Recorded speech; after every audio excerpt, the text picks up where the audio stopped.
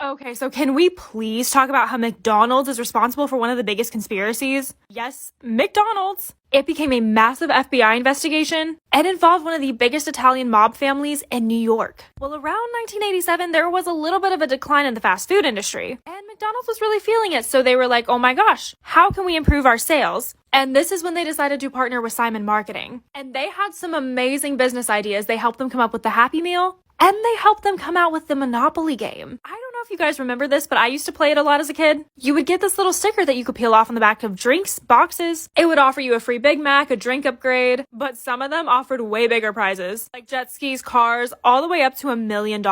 Yeah, I never found one of those. But you could always bring it back and add it to your Monopoly board. And anyone could participate even if you didn't buy anything from them. Like you could just go in and ask for a chip or else it would have been considered gambling. McDonald's sales jumped 40%, so they were making bank. But it didn't take long for someone to tip off the FBI.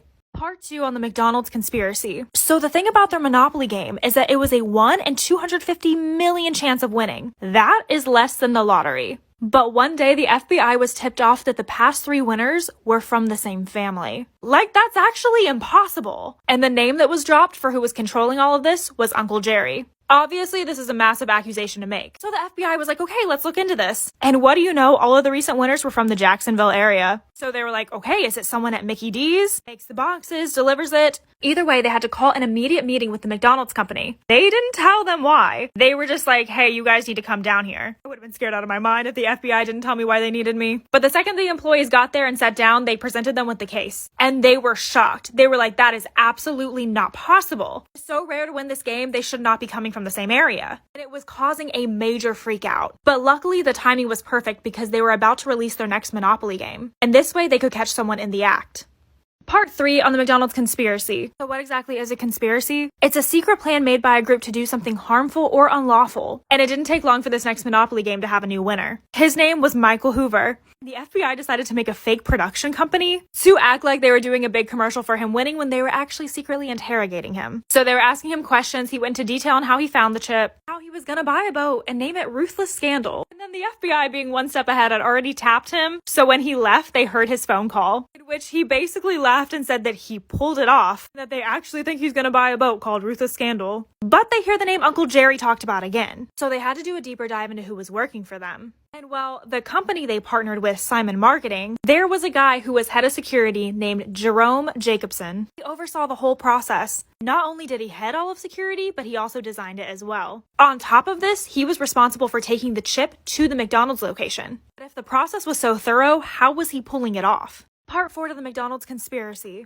So what exactly made them suspicious of Jerome Jacobson? Well, the people that were getting the chips were all around where he lived. Like his nephew, his butcher, which like, how can you be that stupid? You need to actually be spreading these out. But essentially what he was doing when he was on his way to those McDonald's locations was stopping at the airport bathroom, breaking the seal, taking the piece out and resealing it and leaving the bathroom. So he walked out with the prize piece and he was selling them off. For example, he sold one worth $200,000 or $45,000 to his nephew. Obviously, he realized it was looking a little sketchy, so he decided to get someone else involved, named Jerry Colombo. I know it's a little confusing because they're both Jerry. He belonged in one of the 5 crime families that dominated New York. He wanted to promise his daughter a chip. And if you didn't know this, that's why Jerome Jacobson was being called Uncle Jerry. I guess uncle is a term of respect in the mafia. And together they all teamed up to pick other winners, like Gloria Brown, who paid $40,000 for $1 million chip. And even Jerry Colombo himself got a Dodge Viper. With all this info, the FBI was about to make their arrest. Part 5 to the McDonald's conspiracy. The last place that Jerry sent it to before he was caught was St. Jude's Children's Hospital. I guess he decided to do something positive with his chips, but they did use that to track him down. And yes, McDonald's did let the Children's Hospital keep the $1 million chip. But Uncle Jerry was being followed by about 25 FBI agents and was officially caught. Him and 8 others were arrested, and 5 were indicted for collecting false prize.